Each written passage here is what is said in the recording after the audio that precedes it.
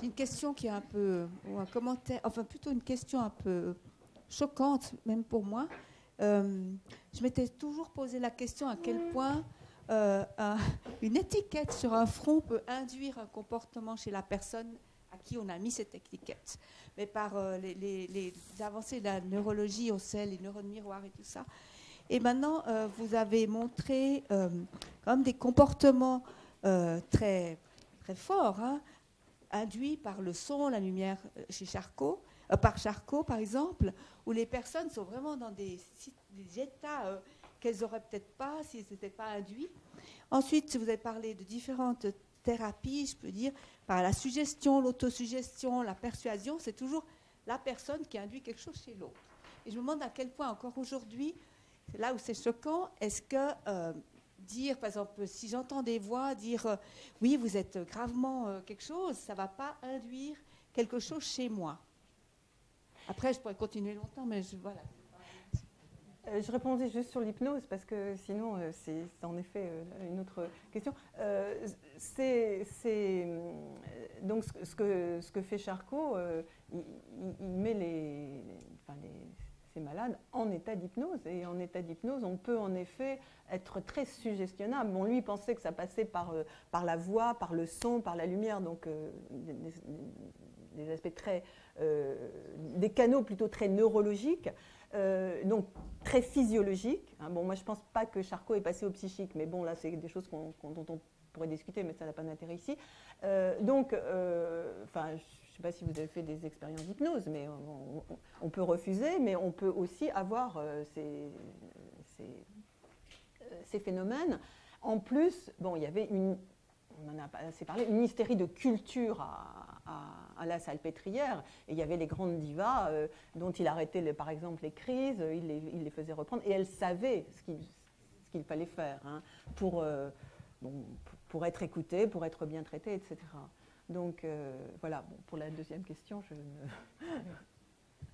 ne répondrai pas. Si vous voulez, c'est un des points, il y en a plusieurs, mais c'est un des points clés de la psychiatrie, la question que vous posez.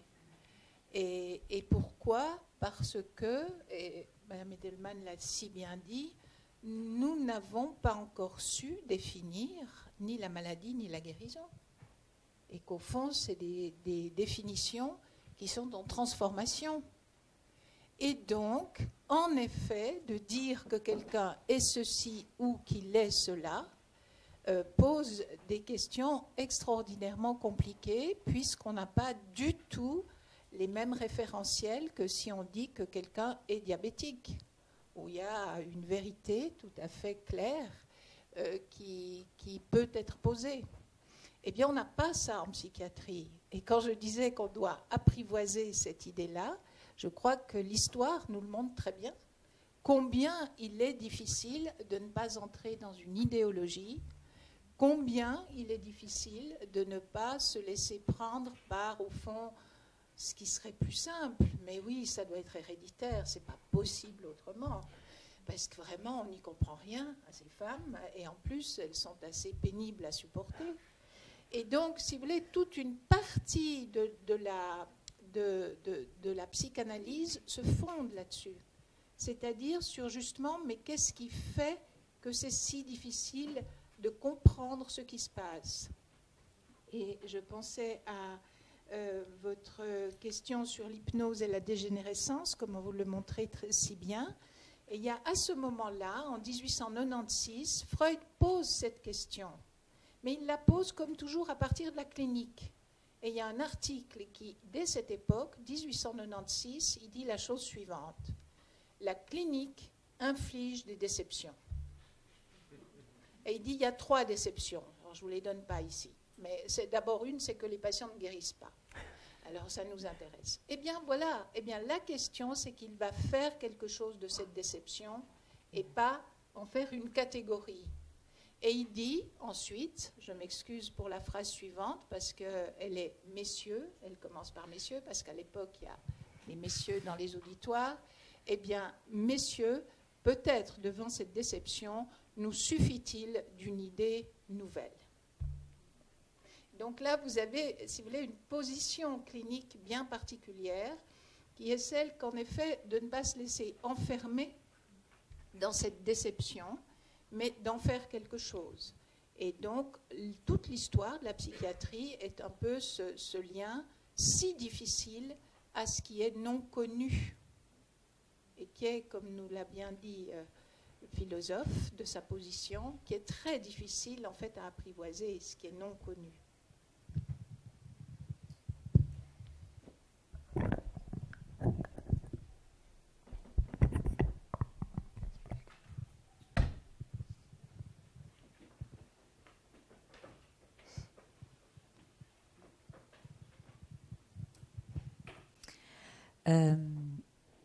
Vu qu'il y a une historiographie par le bas de la psychiatrie qui se développe, je me demandais s'il y avait des traces pour l'époque que vous avez considérée sur des patients, s'il y a des archives sur l'expérience des patients par rapport à la guérison justement, ou à ces techniques qui étaient employées sur eux.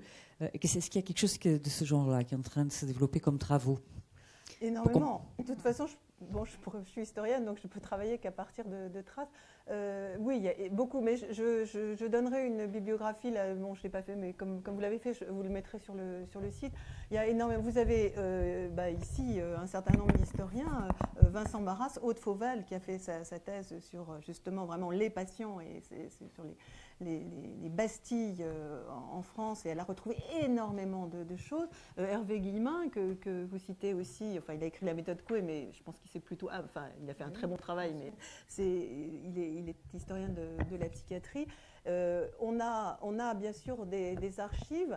Alors, pour le somnambulisme magnétique, par exemple, le livre que j'ai édité sur l'histoire et la maladie du somnambulisme et de la maladie et du somnambulisme de Lady Lincoln, c'est un énorme manuscrit que j'ai retrouvé plus complet des hasards à la Bibliothèque nationale, 400 pages, et qu'on a travaillé donc à 3, qui est un journal de cure. Hein.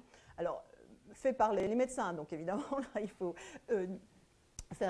prendre la distance critique.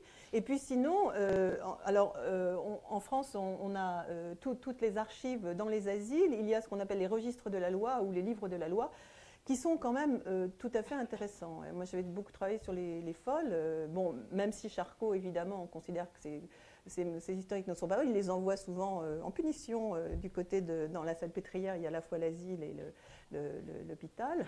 Et là, il y a beaucoup de traces. Et les médecins sont quand même, enfin, il y a beaucoup d'avis. Parfois, c'est des très, très grands registres, plus d'une page. Mais c'est toujours évidemment les médecins. Sinon, on a des registres de la loi de maisons privées. On en a retrouvé pas mal. Et puis, sinon, il y a quelques mémoires et des journaux. Mais là, il faut voir Aude Fauvel, son livre, est-ce qu'elle a publié. Et elle donne toutes les références. Donc, on a de quoi travailler. Et puis, bon, plus le temps avance, évidemment, plus on a de traces. Maintenant, je ne sais pas.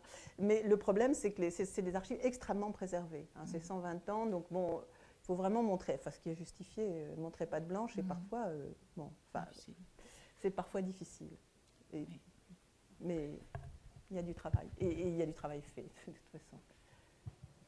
Merci. Est-ce que vous pourriez nous dire un mot sur le saut qu'a effectué Freud ?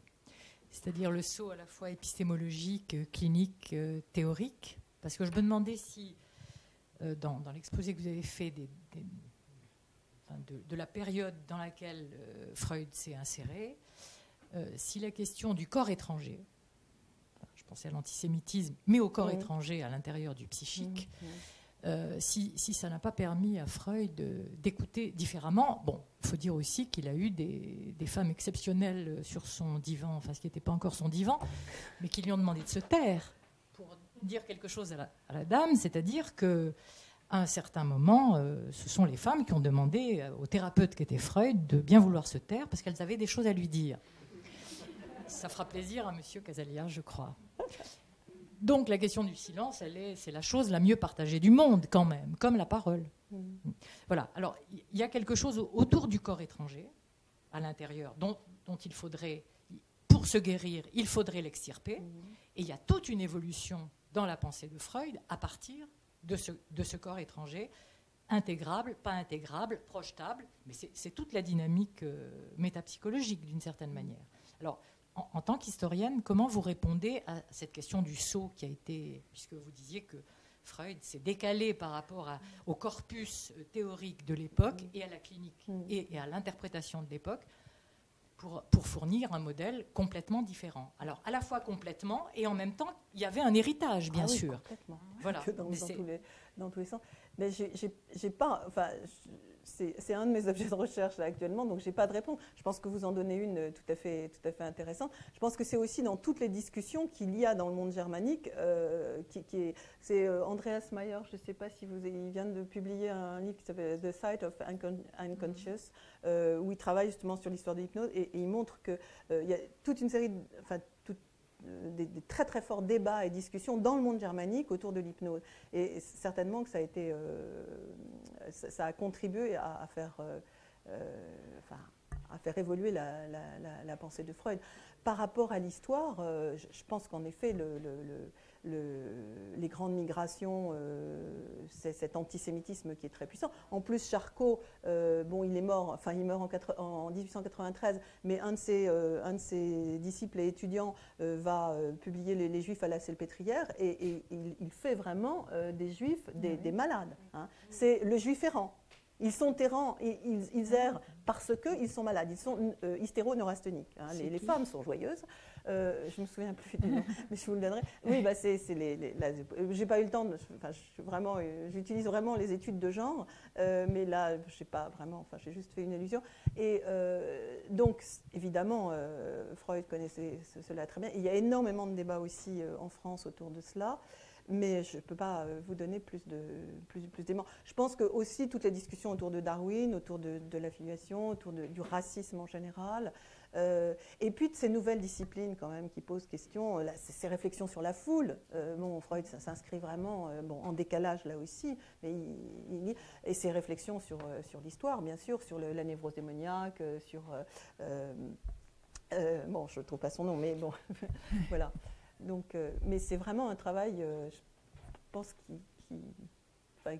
qui m'intéresse. Donc, dans 5 ans,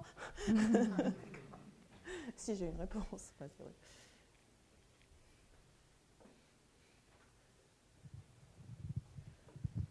Je reste un petit peu sur ma fin parce qu'au fond, vous êtes arrêté au début du XXe siècle et je me disais quel regard une historienne porte sur l'actualité. Sur l'actualité, là,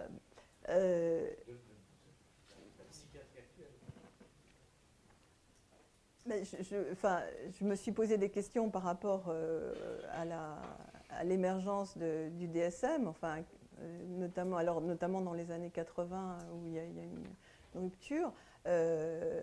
J'essaie de le replacer là aussi dans un contexte politique, idéologique. Alors là, se rajoute beaucoup, par exemple, le DSM, toutes les interrogations autour des homosexuels, puisque c'est aux États-Unis, mais toutes les luttes internes aussi, entre psychiatres aux États-Unis.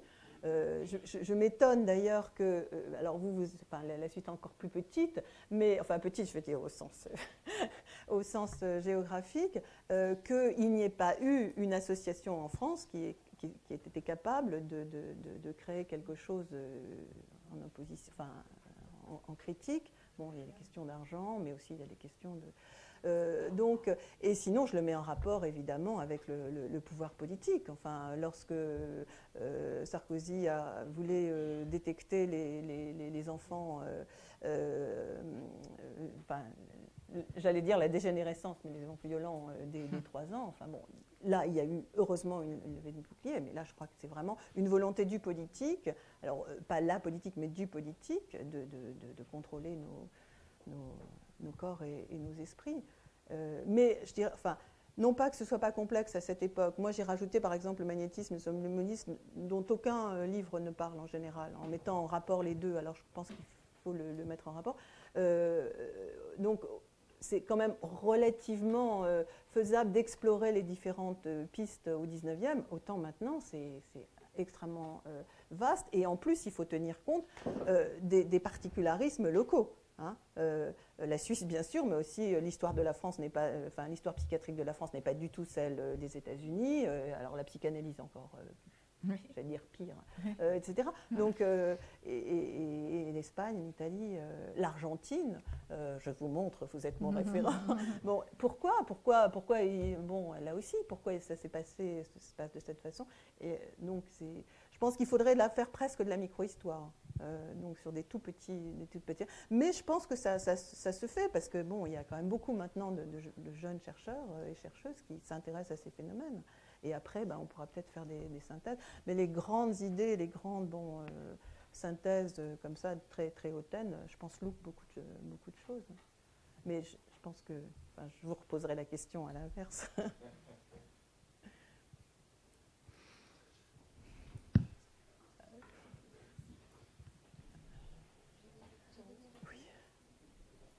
Oui, et je voudrais faire une remarque. Mes questions sont trop nombreuses, donc je vais me limiter à la remarque. Je pense que l'exposé de Nicole Edelman éclaire un point, une voie de travail pour ce que Madame Cartier a beaucoup souligné sur le fait de la difficulté de nommer aussi bien la maladie que la guérison, de ce que c'est que la guérison. Et j'ai envie de dire qu'il me semble que cette difficulté de nommer vient de l'exigence tout à fait hypnotique de l'idée qu'il y a une vérité sur l'homme. Et à ce propos, je voulais dire que, en fait, l'état d'hypnose est l'état normal. C'est-à-dire l'état d'hypnose est l'état de la normalité dans la mesure où chaque être parlant, à partir du moment où il rentre dans une langue, il est hypnotisé par celle-ci. La langue fixe de contenu, la langue fixe des significations, et c'est de l'intérieur de cette prison, de cet état hypnotique partagé, qui s'appelle le sens commun, qui fait que quand on dit à l'enfant « ça c'est une pomme », il croit que c'est une pomme et non pas que c'est un apple, hein, ou una manzana, il croit que c'est une pomme. Et il me semble que cette emprise de la langue sur celui qui deviendra un être parlant fait de lui un homme, virgule, et c'est presque un pléonasme, hypnotisé. À cet égard, il me semble que la nouveauté de la psychanalyse, et on pouvait la référer à ce que Agustín appelait tout à l'heure l'autre. C'est-à-dire qu'il y aurait un point qui n'a pas été pris par la langue et qu'à cet endroit, l'homme peut répondre.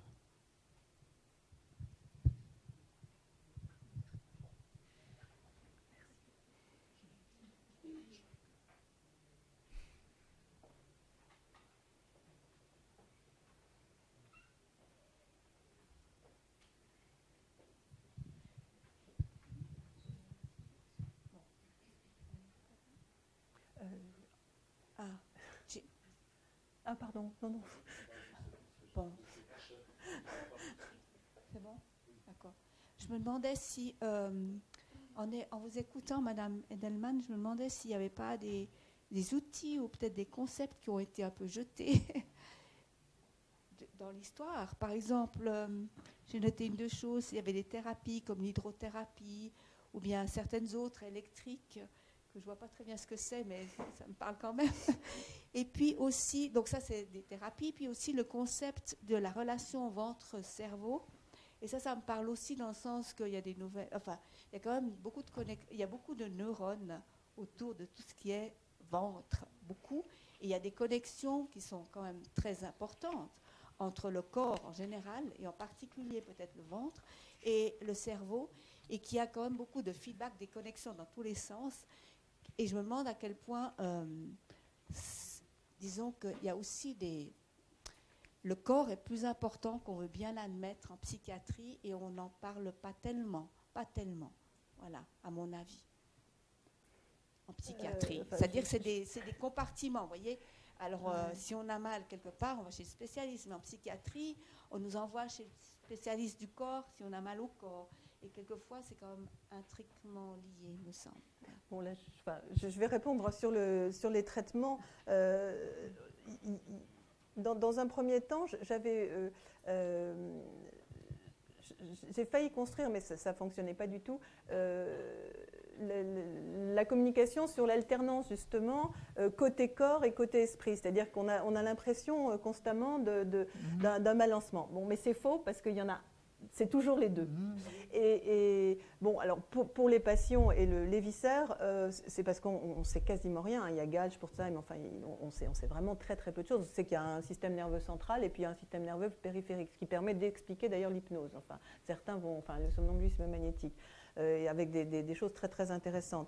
Mais sinon, donc, on a l'hydrothérapie, en effet, de même que l'hydrothérapie a été donc, soit dans des bains, dans des baignoires, soit des douches, puis des douches souvent très violentes, hein, froides, chaudes, pour changer le corps de l'aliéné, un peu comme on aura l'insulinothérapie, enfin tous ces traitements de choc par la fièvre au XXe siècle. Et la balnéothérapie, alors avec des choses abominables. Hein. Aude Fauvrel décrit des malades qui sont bouillis. Parce que, oui, le thermostat mal. Enfin, il y a le thermostat. Oui, bon, c'est. Les malades étaient. Il ne faut pas penser. Elles étaient enfermées ou ils étaient enlevés. Et bon. Et les douches aussi. Et l'électricité, c'est pratiqué jusqu'au. Enfin, après, ce sera l'électrochoc, mais c'est autre chose. Mais enfin, c'est vrai que ça en participe. Mais Charcot, par exemple, utilise beaucoup l'électricité. C'est une électricité qu'on utilise si vous avez eu des examens nerveux, par exemple, sur les mains. Ça fait quand même assez mal, ça pique beaucoup. C'est produit par des bouteilles de Leyde ou des roues, enfin au début du 19e siècle, et on met une sorte de pointe électrifiée sur le ou la malade, et c'est censé lui donner des convulsions. Et cette idée que c'est la convulsion qui va faire sortir la maladie, une sorte d'hippocratisme revu et corrigé. Mais c'est pratiqué vraiment très, très, très, très longtemps. Voilà, donc pour le corps et l'esprit. Pour le corps, je vais vous dire quelque chose qui n'est peut-être pas tout à fait orthodoxe. Je m'en excuse auprès de mes collègues psychanalystes. Mais je pense, moi, que Freud, c'est une idée que moi, je défends depuis longtemps. Je pense que Freud est complètement un médecin, et ça n'empêche pas du tout d'être autre chose pour être analyste, mais parce que les choses ont évolué. Mais il pense en médecin. C'est pour ça qu'il pense en système psychique. Il dit le système, le fonctionnement psychique. Parce qu'il y a un fonctionnement cardiaque, parce qu'il y a un fonctionnement pulmonaire, et il y a un fonctionnement psychique. Et lui, vraiment, il décrit un modèle de fonctionnement psychique qui est pour lui, des grands systèmes physiologiques. Et on peut entendre toute la transformation des éléments inconscients en conscients, comme la transformation des éléments dans les alvéoles pulmonaires entre gazeux et sanguin. C'est un système physiologique. Et donc, il est complètement dans le corps. Alors, il précise en effet que ce système-là a des caractéristiques d'être abstrait. Et c'est là où les complications commencent, parce qu'on lui dit, mais si c'est un système physiologique et que c'est dans le corps, il faut bien qu'on trouve où c'est dans le cerveau. Et lui dit, ben non, on ne va pas trouver où c'est dans le cerveau, mais on peut penser en termes physiologiques. Et vraiment, tout ce qu'il dit dans la première topique, inconscient, conscient, transformation du préconscient, c'est vraiment comme une barrière, comme il y en a justement dans les alvéoles pulmonaires, par exemple. Et ça, je pense vraiment qu'il est dans le corps complètement, comme la pulsion. Donc, on est tout à fait dans un système, n'oubliez pas, humain, que humain, parce qu'il est complètement darwinien, en effet. Il n'y a plus de Dieu qui explique quelque chose de l'homme. L'homme doit se débrouiller avec sa physiologie, la physiologie cardiaque et la physiologie psychique. Voilà. Et ça transforme l'idée de liberté aussi. Mais vraiment, c'est la psychanalyse, c'est l'être humain, donc c'est un corps. Et le concept de pulsion, c'est oui, le travail. Bien sûr, bien sûr. Ouais.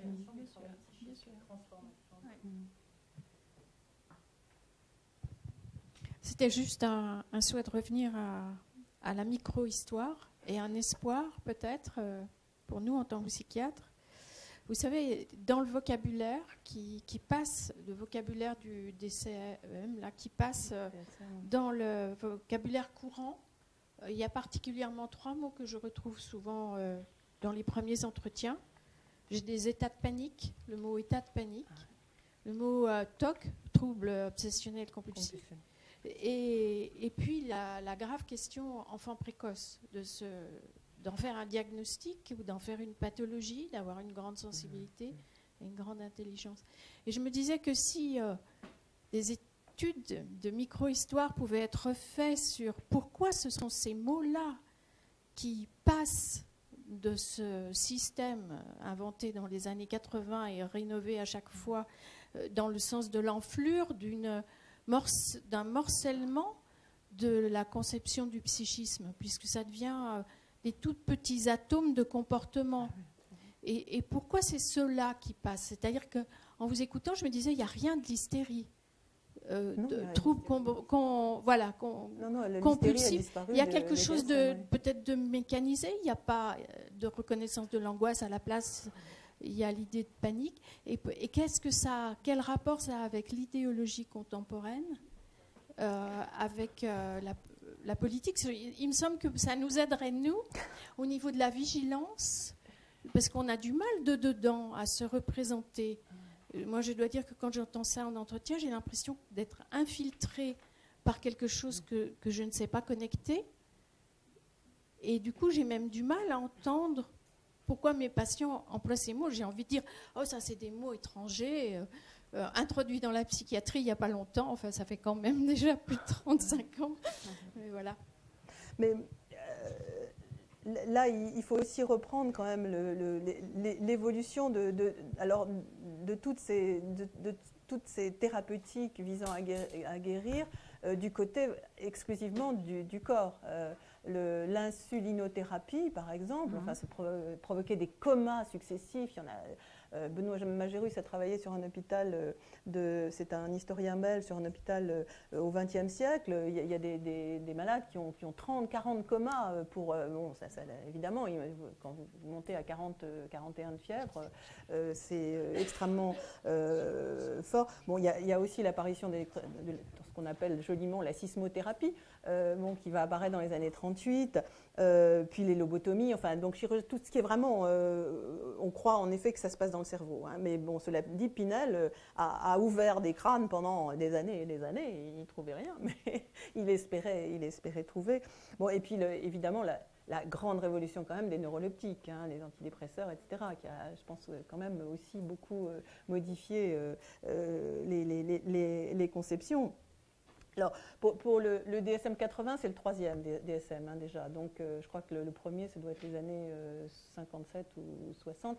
Bon, là, il y a aussi une relation très forte avec l'économie, c'est-à-dire les laboratoires de recherche. On invente un médicament, il va traiter telle chose. Donc, si dans le DSM... Alors, je caricaturise, hein, mais bon, parce que j'ai lu sur le DSM correspond quand même parfois un peu à ça. On invente un médicament... le DSM va trouver exactement le symptôme qui est censé soigner ce médicament, contre l'hyperactivité, par exemple. Voilà, vous êtes plus au courant que moi, aux États-Unis, par exemple. Et donc, là, maintenant, il faut prendre en compte, je crois, tous les phénomènes économiques, au 19e aussi, mais pas de la même façon, parce que la chimie était quand même beaucoup moins... c'était une chimie plus industrielle et pas encore... destinée à soigner, mais à partir des années 50, je crois qu'il faut vraiment beaucoup en tenir compte. Et puis, donc maintenant, il y a aussi toute l'apparition de la neurologie comportementale, c'est-à-dire mettre vraiment en relation la neurologie et le comportement. J'ai assisté à des exposés de neurologues qui ont évidemment un PowerPoint génial qui vous montre que quand vous êtes amoureux, c'est le bas de je dis n'importe quoi, hein, mais c'est le bas de l'hypothalamus qui fonctionne. Voilà.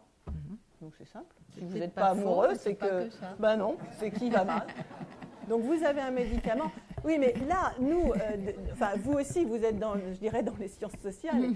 on a énormément de mal parce qu'ils ne nous entendent pas. Nous, on les entend, mais on ne peut pas leur poser de questions parce qu'eux, ils ont la vérité. C'est ce que tu disais, ils ont la vérité.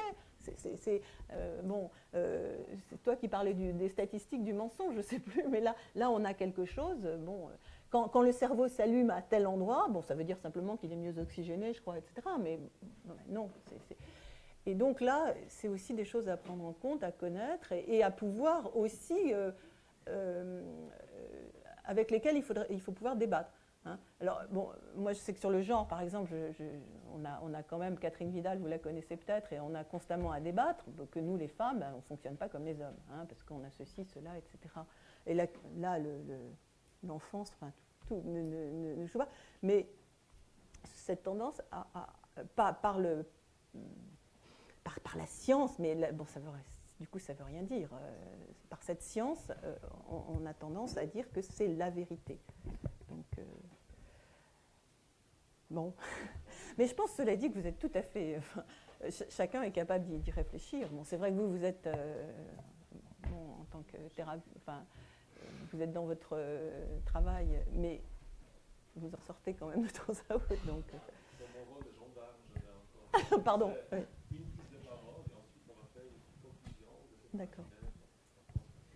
C'est tout court, je voulais juste rebondir sur les propos de Madame Cartier, de Florence Cartier, et en soulignant que ce que vous venez de dire par rapport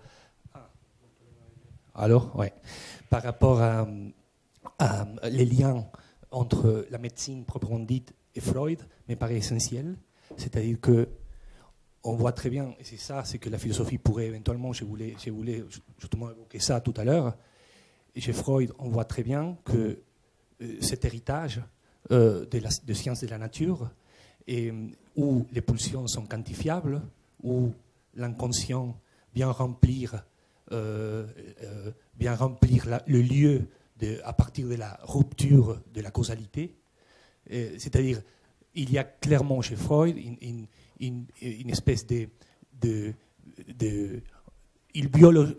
il fait de la biologie avec l'essence de l'homme.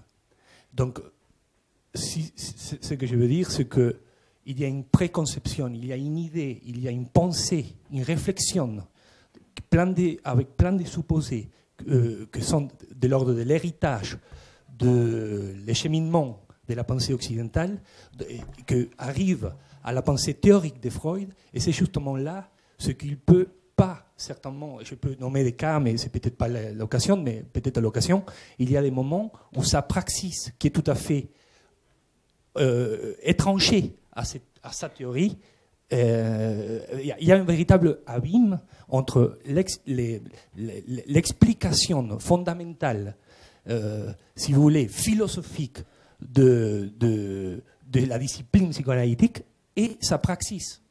Donc, ce que vous soulignez peut-être comme un atout, Madame Cartier, pour moi, c'est une limite. Le fait de considérer l'homme à partir de la biologie, justement, est une approche, à mon avis, partielle. D'accord. C'est juste ça.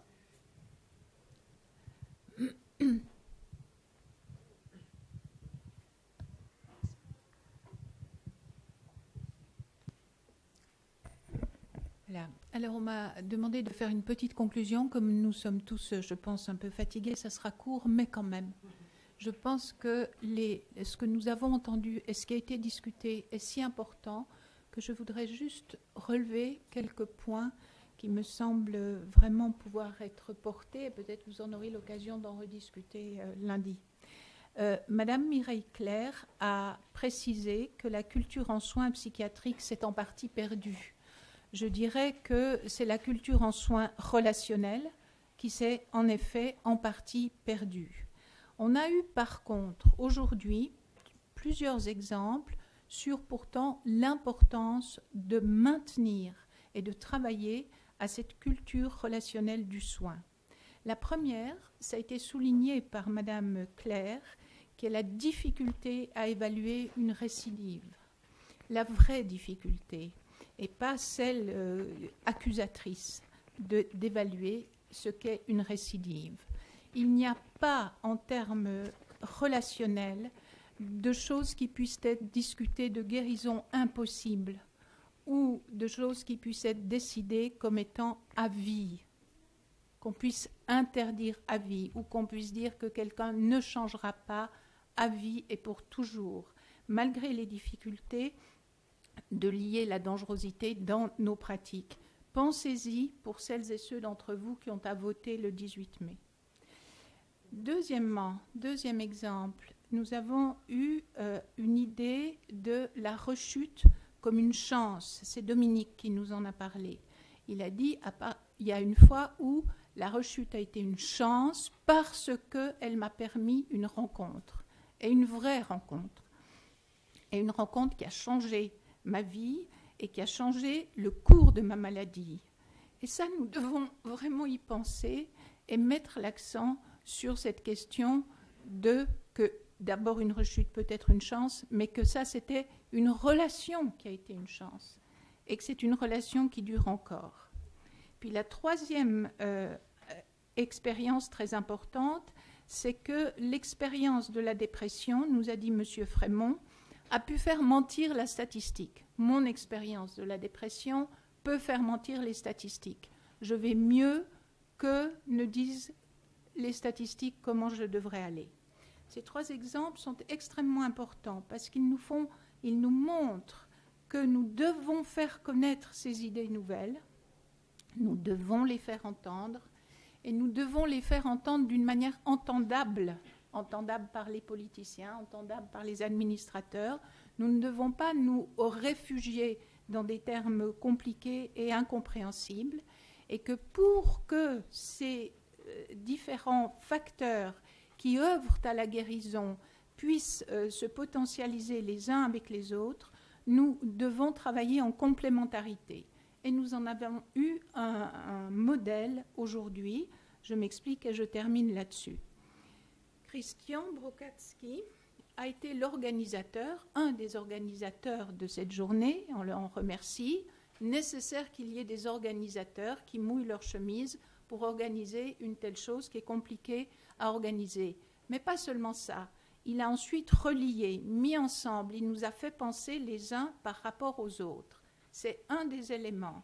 Et puis, il y a le GRAP, représenté par Dominique, qui est un élément extérieur qui vient nous dire « Attention, ne soyez pas dans votre tour d'ivoire ». Et puis, il y a M. Herzog qui fait le lien entre intérieur et extérieur et qui vient de sa position d'entrer à l'intérieur pour dire voilà comment on peut voir les choses et qui est donc dans une position intermédiaire. Et puis, il y a nous tous, intervenants en psychiatrie, qui avons à proposer des choses diverses, variées, selon nos expériences, selon nos différentes identités professionnelles. Puis ensuite, nous avons à relier tout ça en allant voir les historiens, en allant voir les philosophes pour qu'ils nous donnent un point de vue un peu plus large que celui que nous pouvons avoir quand nous sommes pris dans la pratique clinique. Ainsi, je pense que nous avons toutes les raisons aujourd'hui, toutes celles qu'on a entendues, toutes celles que vous nous avez données, de défendre une pratique clinique très rigoureuse et une pratique clinique qui donne sa liberté aux patients.